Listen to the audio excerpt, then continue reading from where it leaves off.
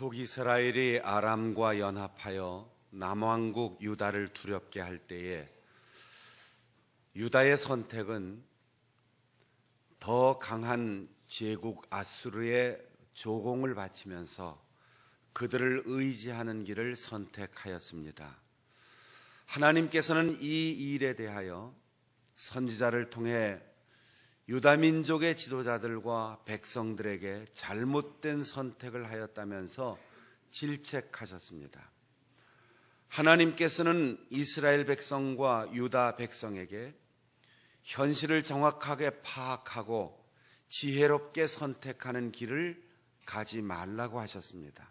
왜냐하면 아무리 지혜로운 것 같고 올바른 길로 보인다 할지라도 사람의 생각을 의지하고 외교적인 수단을 의지하는 것은 믿음이 아니기 때문입니다. 북왕국 이스라엘이 남쪽을 견제하기 위해 이방 나라 아람과 동맹을 맺은 것이나 이에 대항하기 위해 아수르와 조약을 맺은 것도 어쩔 수 없는 상황에서 올바른 판단과 적절한 대안 조치라고 말할 수 있습니다. 오히려 지혜로운 선택이었다고 주장할 수 있습니다. 그러나 하나님을 두려워하지 않고 하나님의 약속과 도우심을 신뢰하지 않는 그들의 선택과 결정은 모두 불신앙에서 온 것이기에 하나님 보시기에 악한 일이었습니다. 결국 북왕국 이스라엘이 일시적으로 힘을 얻었던 아람과의 동맹은 아수르의 침공으로 무너져 멸망하는 선택이었습니다. 남왕국 유다가 아수르와 조약을 맺은 것을 시작으로 강대국에 매여 주권을 상실하면서 바벨론의 포로가 되는 비참한 결과를 가져왔습니다. 인간의 지혜는 일시적으로는 잘 되는 것 같지만 결국 패망의 길이며 하나님을 떠나서는 아무것도 얻을 수 없다는 교훈을 남길 뿐입니다.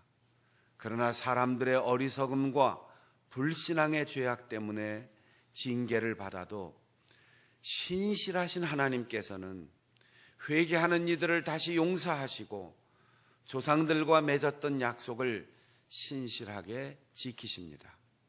하나님께서는 징계와 고난을 예고하셨던 선지자를 다시 세워 회복의 약속을 선포하게 하셨습니다. 임마누엘의 은총을 예언하였던 이사야 선지자는 아기로 오신 그분을 평강의 왕이라 하면서 그가 오시면 전에 고통을 받던 자들에게 흑암이 없으리로다 라고 하였습니다.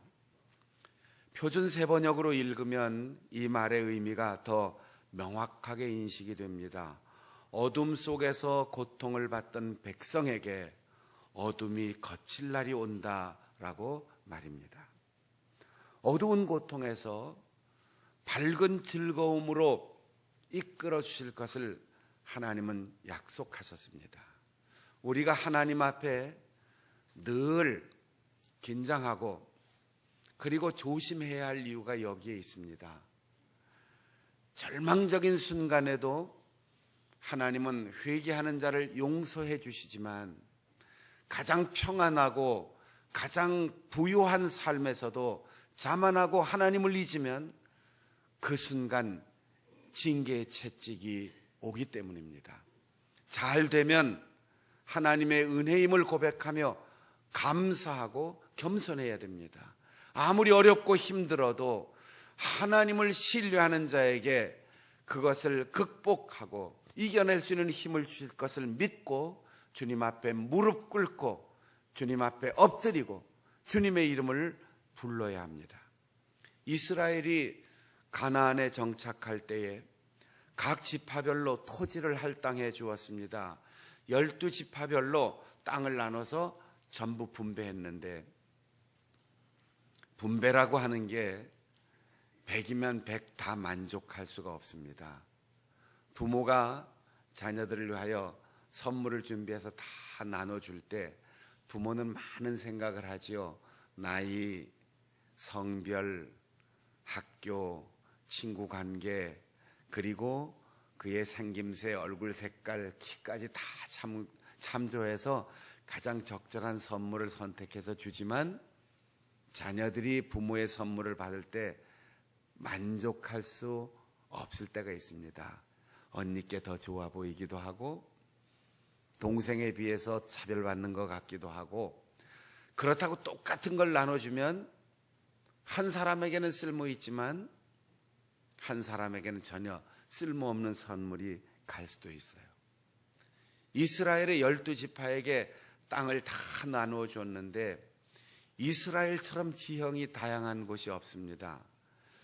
지금 이스라엘 땅의 크기가 우리나라 강원도 정도 크기인데 이스라엘을 가서 여행하고 오는 사람들은 우리나라보다 10배는 큰 것 같다는 느낌을 받고 옵니다.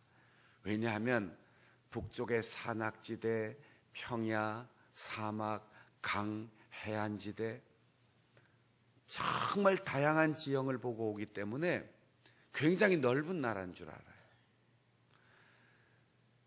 그 다양한 지형을 12로 쪼개어서 나눠주니까 그 지파마다 저 땅이 더 좋은데, 우리가 받은 땅은 형편없어, 이렇게 생각할 수 있다는 거죠.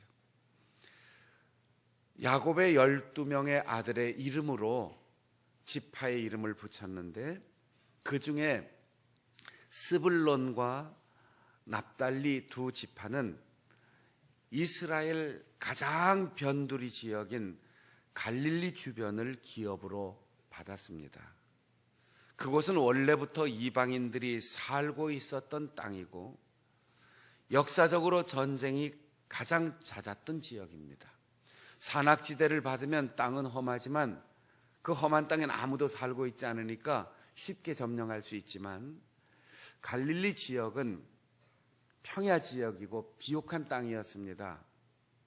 그러나 거기에 이미 살고 있는 원주민을 몰아내야 하고 수많은 정복 전쟁을 거쳐야 하고 그리고 비옥한 땅을 탐내는 수많은 이민족들의 침입이 있었습니다. 여러분, 세계 역사를 봐도 가장 험악한 지역에 사는 사람들이 가장 넓은 땅을 차지했어요. 왜냐하면 자기들 사는 땅이 좋지 않으니까 남의 땅을 탐낼 수밖에 없습니다.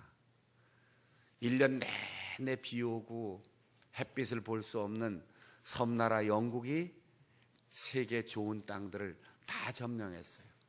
북유럽의 춥고 파도가 거친 그런 해안 민족들이 전 세계를 누비면서 약탈을 했고 그리고 식민지를 개척했습니다. 기후가 좋고 곡식을 많이 생산하고 풍요를 누리며 평안하게 살던 민족들은 늘 식민지 제국의 침략을 받아야 했고 침탈을 당해야 됐습니다. 같은 나라에서도 비옥한 평야지대에 있는 사람들은 늘 중앙정부로부터 많은 수탈을 당해왔습니다. 이방 제국들이 예루살렘을 치기 위해 쳐들어오는 통로가 갈릴리 지역이었고 방어를 위한 지리적 환경이 좋지 않아서 중앙정부로부터 늘 소외되었던 지역이 갈릴리 지역이었습니다. 게다가 아수르가 북이스라엘을 속국으로 만들었을 때 많은 이방인들이 이때다 싶어서 이곳에 몰려와서 살았기 때문에 정통 유대인들이 볼 때는 이방인의 피가 섞인 아주 불결한 지역으로 취급을 받던 곳입니다. 그런 고통의 역사를 안고 살아온 지역이기에 오늘 이사야 선지자의 예언을 보면 요단 저쪽 이방의 갈릴리라고 하는 표현을 썼던 겁니다. 그런데 그 이방의 갈릴리, 천대받고 소외받고 가장 많은 역사적 시련을 겪었던 그곳에 어둠이 물러가고 환한 빛이 비춰오는 때가 온다는 약속의 말씀입니다. 우리나라의 역사에도 근대를 지나서 현대 역사에 경제가 발전하고 중화학 공업이 발전하고 도시화가 이루어지는 때 소외되었던 지역들이 있어요. 저 남해 바다 쪽, 저 강원도 산골 쪽, 섬, 그렇게 소외되었던 지역이 지금은 슬로우시티 이렇게 해서 각광을 받는 때를 맞게 되었지요. 공장이 하나도 들어서지 않고 대도시가 들어서지 않고 아파트가 들어서지 않던 그런 지역이 한 4, 50년 개발 시대를 지나면서 우리는 소외되었어. 우리는 정말 천대받는 지역이야. 공장 하나도 없이 대학 하나도 안 들어왔는데 그러던 지역이 지금 최고의 지역으로 각광을 받는 거지요. 공기 맑고 맑은 물이 흐르고 숲이 그대로 보존되어 있고 자연이 가장 잘 아름답게 보존되어 있기 때문에 지난날 수십 년 동안 선호하고 각광받았던 지역은 전부 환경오염 문제로 고통을 겪는데 이 지역에 가면 모든 질병이 깨끗하게 치료를 받을 정도로 아주 선망의 대상이 되는 그런 지역이 되고 있지요. 갈릴리 지역은 정말로 소외된 지역이었습니다. 오죽하면 갈릴리 사람이라는 이름 자체가 천대받는 이름이었습니다. 예수님의 제자들 중에 중요한 사람들이 이 갈릴리 지역 사람들입니다. 그러니까 가는 데마다 아이고 저 갈릴리 촌 사람들, 저런 사람들이 뭘 할 수 있어. 중앙의 성전에서 그리고 좋은 회당에서 제대로 교육받은 사람도 아닌 어부 출신들이 뭘 할 수 있겠어. 농사 짓던 사람들이 뭘 알 수 있겠어. 그렇게 인정을 못 받았던 거죠. 그런데 그쪽에 희망의 빛이 비춰온다는 거예요. 어둠 속에 헤매던 자들이 큰 빛을 본다 하였습니다. 어둠이란 단순히 시각적으로 앞이 보이지 않는 그런 빛이 차단된 것뿐 아니라 종교적인 갈등, 가치관의 혼란, 율법의 원리와 현실적 이해 문제 등 이스라엘 전체는 언제나 창조 이전의 혼돈과 공허와 같은 세월을 보냈습니다. 그러나 빛이 있으라 하신 하나님의 말씀 그대로 창조의 빛이 비쳐 세상이 비롯된 것처럼 그들의 역사에도 새로운 빛이 비쳐왔습니다. 창세기의 서두의 기사는 물론 이 세상이 시작된 역사를 증명하는 증언이기도 하지만 이스라엘의 역사의 반영입니다.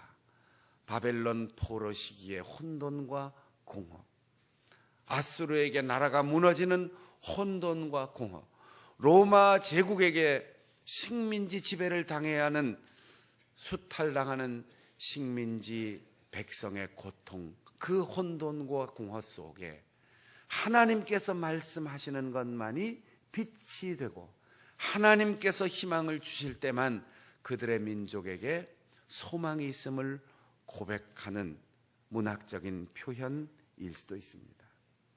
죽음의 그늘진 땅에 빛이 비친다고 했습니다. 마태복음 4장에는 이 이사야 선자의 예언이 그대로 인용되어서 예수님께서 갈릴리로 물러가고 고향인 나사렛을 떠나서 스불론과 납달리 땅 해변가 가버나움에서 활동하셨는데 이것은 선지자 이사야의 말씀이 성취된 것이다 라고 기록하고 있습니다.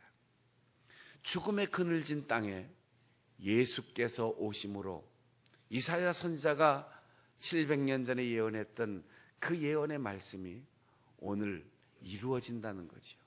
바벨론 포로 생활에서 그들을 건져주셨던 하나님, 아수르의 압제에서 그들을 건져 주셨던 하나님이 오늘 로마 제국의 압제하에서 그들을 건져 주실 것이며, 사탄에게 지배당하는 이 어두운 세상에서 그들을 출애굽의 은총으로 건져 주실 것을 고백하는 표현입니다. 죽음과 같은 고통이 그들에게 닥쳐올지라도 그들은 빛을 바라보았습니다. 그늘진 곳에 살면서도 그들은 죽음을 두려워하지 않고 새로운 생명의 역사가 시작될 것을 믿고 희망하였습니다. 히브리서를 쓴 분은 고난당하는 성도들에게 이런 말씀을 위로의 말로 전했습니다. 너희들이 징계를 받을 때 버림받았다고 생각하지 마라. 징계는 다 받는 것인데 아버지가 사랑하는 아들을 어찌 징계하지 않겠느냐. 죄를 짓고 잘못된 길을 가도 아버지가 징계를 하지 않는다면 그건 아버지가 아니고 그 아들이 참 아들이 아니고 사생자이기 때문이다. 징계를 받을수록 오히려 하나님의 용서를 믿고 기뻐하라.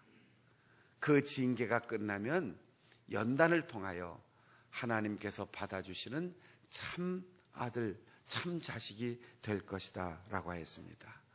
죽음의 그늘이 덮이는 역사적 고통의 순간에도 하나님께서 그 징계를 통하여 민족의 죄를 용서하시고 다시금 하나님의 백성으로 받아주실 날을 소망하기 때문에 고난 속에서 그들은 결코 좌절하지 않았다는 것입니다. 그리고 그 구원의 날을 가리켜 미디안의 날이라고 표현하였습니다. 이스라엘이 가나안에 정착하여 살면서 사울과 다윗으로 이어지는 사사시대에 끊임없이 그들을 괴롭히던 원주민 부족들이 있었는데 그들의 이름은 동방의 메소포타미아, 모압, 암몬, 아말렉, 아모리, 블레셋, 미디안 등이었습니다. 출애굽의 역사를 경험하지 못한 이스라엘의 새로운 세대들이 하나님을 잊고 가나안 땅의 풍요의 신들을 섬길 때 하나님께서는 이스라엘을 7년 동안 미디안에게 지배를 받도록 징계하셨습니다. 그리고 마침내 징계의 기간이 끝났을 때 기드온을 사사로 불러 세워 미디안을 쳐서 자유를 얻게 하셨습니다. 사사기 6장 이후로 이 기드온의 놀라운 역사가 기록되어 있는데 미디안과 아말렉, 메소포타미아 동맹국과 전투가 벌어졌습니다. 그때 기드온은 이 전쟁을 감당할 군대를 조직하려고 하였습니다. 파발마를 보내서 전국에 자원병을 모집했는데 32,000명이 지원을 했습니다. 전투에서 군인의 숫자는 많을수록 좋겠죠. 그런데 기드온이 32,000명 중에 두려워하는 자, 금방 결혼해서 집에 신경을 쓰는 자, 그리고 물 먹을 때 주의를 게을리하는 자, 그런 사람들 다 돌려보냈어요. 딱 300명을 뽑았습니다. 100분의 1을 뽑았어요. 32,000명 중에 300명의 용사를 선택하여 미디안과의 전투를 치렀습니다. 아마도 누군가 생각 있는 사람이 있었다면 애초에 전쟁을 할 의사가 없는가 보다, 틀렸다, 아무리 뽑고 뽑는다 할지라도 그들을 지휘관으로 세워서 3만 명의 군대를 거느려야지 어떻게 다 돌려보내고 300명으로 미디안 연합군과의 전투를 치르려고 하느냐 질문할 수 있어요. 전투가 벌어지기 전날 미디안 진영을 정탐했는데 경비하는 군인들이 서로 말하는 걸 들었습니다. 한 사람이 야, 지난밤에 내가 꿈을 꿨는데 보리떡 한 덩어리가 이렇게 굴러 들어오더니 우리 진영으로 와서 우리 편 막사를 탁 치니까 우리 편 천막이 그냥 무너져 버리더라. 그러니까 한 친구가 그에게 말하기를 그 보리떡은 기드온의 칼이다. 하나님이 미디안과 우리 군대를 다 기드온의 손에 넘겨줄 것이다. 이렇게 해몽을 했습니다. 기드온은 이 말을 듣고 하나님께 경배하고 이스라엘 진영으로 돌아와 하나님께서 주신 계시를 전했습니다. 그래요. 천막을 무너뜨리는 게 칼이나 전차나 말의 힘이 아니라 보리떡이 굴러와서 쓰러뜨렸다는 거지요. 얼마나 보잘것없는 군대로 여겨졌으면 보리떡 꿈을 꾸었겠습니까? 그런데 여러분 생각해 보십시오. 예수님이 5,000명을 먹이고 배부르게 먹이고 부스러기가 12광줄이나 남게 하신 오병이어의 기적은 보리떡으로 이루어진 겁니다. 보리떡은 단순히 보리를 빻아서 만든 떡일 뿐 아니라 예수님 주변에 선택받은 제자들의 모습이기도 합니다. 예수님께서는 맛있는 밀가루로 만든 빵이 아니고 멋진 고기가 아니고 선택된 율법학자들이 아니라 보리떡같이 보잘것없는 사람들 12명을 선택해서 세상의 악의 세력을 물리치고 사탄의 진영을 물리치고 이 땅에 하나님의 나라를 세웠습니다.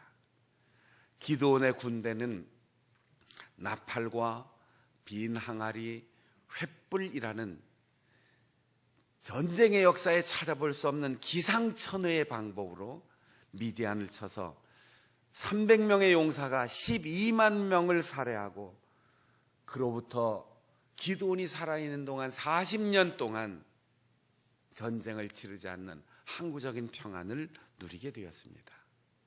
강대국을 의지해서가 아닙니다. 전술, 전략을 개발해서가 아닙니다. 탁월한 무기가 있었기 때문에도 아닙니다. 용맹한 장수가 있었기 때문이 아닙니다. 하나님의 징계를 달게 받고 뉘우치고 회개하며 하나님을 의지할 때 하나님의 방법으로 하나님의 지혜로 하나님의 손길로 그들은 승리를 얻었고 진정한 자유와 평안을 누리게 되었습니다. 그래서 이스라엘의 역사 속에 300명으로 12만 명을 쳐서 이겼던 그 미디안의 날은 오래도록 엄청난 승리의 기억으로 그들의 역사 속에 남아 있었던 것입니다. 그래서 이사야 선지자는 강대국의 침입과 식민 지배로 고통당하는 백성들을 향하여 나라가 무너지는 위기를 겪는 어려운 시기에 하나님의 징계를 달게 받고 회개하자. 그리고 하나님께로 돌아가자. 지금까지 외교와 국방 그리고 인간의 수단과 방법으로 나라의 운명을 결정하려 하였던 어리석음을 버리고 하나님의 도움을 청하자. 하나님께로 돌아가자. 그렇게 소리 높여 외치면서 출애굽을 기억하라. 미디안의 날을 기억하라. 하나님께서 오늘도 300명밖에 안 되지만 하나님의 기적을 행하는 여호와의 위대한 군대가 되게 하리라라고 말씀하였던 것입니다. 유대인의 전설에 이런 이야기가 있습니다. 전쟁에 승리한 다윗 왕은 승리의 기쁨을 오랫동안 기억할 수 있도록 장인을 불러서 반지를 만들라고 명령했답니다. 보석 가공 솜씨에 있어서 제일 간다는 장인에게 다윗 임금이 나를 위해서 아주 멋지고 아름다운 반지를 만들어 다오. 그리고 그 반지에 내가 큰 승리를 거두어 기쁨을 억제하지 못할 때 나를 겸손하게 조절할 수 있는 글귀를 새겨줘라. 그러나 그 글귀는 동시에 내가 절망에 빠져 있을 때는 그 말을 읽고 용기를 낼 수 있어야 한다. 이 양면성을 가진 짧은 글을 반지에 새겨야 하는데, 장인은 다윗의 명령대로 매우 아름다운 반지를 만들었습니다. 그러나 반지에 넣을 겸손하게 하면서도 용기를 잃지 않게 하는 그 글귀가 좀처럼 떠오르질 않았습니다. 여러 날을 고민하던 그가 지혜롭기로 널리 알려진 솔로몬 왕자를 찾아갔습니다. 장인의 설명을 들은 솔로몬이 이렇게 말했습니다. 반지에 아버지께 드릴 반지에 이 말을 새겨 넣으세요. 솔로몬이 장인에게 알려준 말은 짧은 한 문장입니다. 이 또한 지나가리라. 한번 따라해 보실까요? 이 또한 지나가리라. 이 또한 지나가리라. 이렇게 만든 반지를 받은 다윗 임금은 아주 크게 만족하였다고 합니다. 감리교 목회자의 아내로 평생 사역하며 많은 찬송가를 지은 시인 렌터 윌슨 스미스라고 하는 분이 이 전설의 감명을 받고 다음과 같은 시를 썼습니다. 거대한 슬픔이 노도의 강처럼 평화를 파괴하는 힘으로 그대의 삶으로 쳐들어오고 소중한 것들이 눈앞에서 영원히 사라져갈 때 매 힘든 순간마다 그대의 마음에 말하라. 이 또한 지나가리라. 끊임없는 근심이 즐거운 노래를 들리지 않게 하고 피곤에 지쳐 기도조차 할 수 없을 때 이 진실의 말이 당신 마음에 슬픔을 줄여주고 힘든 나날의 무거운 짐들의 무게를 가볍게 하도록 하라. 이 또한 지나가리라. 행운이 그대에게 미소 짓고 근심 걱정 없는 나날이 환희와 기쁨으로 다가올 때 그대가 세속적인 보물들에게만 안주하지 않도록 이 진실의 말을 그대의 마음에 깊이 새겨라. 이 또한 지나가리라. 정직한 노동이 그대에게 명성과 영광을 가져오고 지상의 모든 숭고한 이들이 그대에게 미소 지을 때 삶의 가장 길고 장대한 이야기도 이 세상에서는 짧은 한순간에 불과하다는 것을 기억하라. 이 또한 지나가리라. 영어로 된 그 시에 반복되는 구절이 This too shall pass away. 이 또한 지나가리라. 아주 짧은 순간을 사는 인간들이 어리석게도 영원할 것이라는 착각을 하여 소유에 대한 욕심에 눈이 멀고 그 욕심으로 어둠 속에서 갈 길을 찾지 못하고 헤매다가 허무하게 죽음에 이르게 됩니다. 그런 삶을 사는 사람들을 깨우치는 지혜의 말이 이 또한 지나가리라 입니다. 이와는 달리 고난과 역경으로 힘들어할 때 위로해주고 곧 지나간다, 절대로 포기하지 말라, 끝이 오기 전에는 아직 끝이 아니다 라고 하면서 희망을 주어 오늘 하루를 최선을 다하되 겸허하게 살도록 격려해 줍니다. 사랑하는 성도 여러분, 여러분은 지금 무엇으로 기뻐하고 무엇으로 행복하십니까? 이 또한 지나가리라. 무엇이 여러분을 괴롭히고 무엇이 여러분을 두렵게 합니까? 기억하십시오. 이 또한 지나갈 것입니다.